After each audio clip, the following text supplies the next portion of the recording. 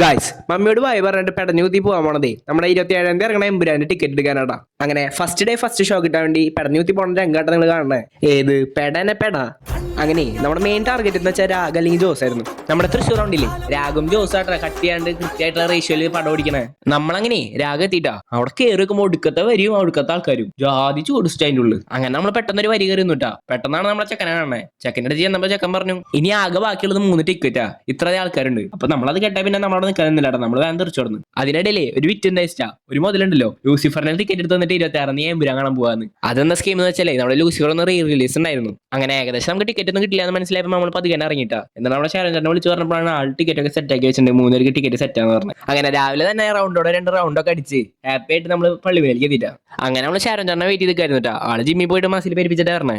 അങ്ങനെ ഞങ്ങൾ 3 പേരും കൂട്ടിയിട്ട് മണീസി പോയിട്ട് രാവിലെ തന്നെ ബ്രേക്ക്ഫാസ്റ്റ് കഴിക്കാൻ തീരുമാനിച്ചു. അങ്ങനെ നമ്മൾ കാർ വർക്ക് ചെയ്ത് അങ്ങനെ ഫുഡ് അടിക്കാൻ കയറിയിട്ടാ.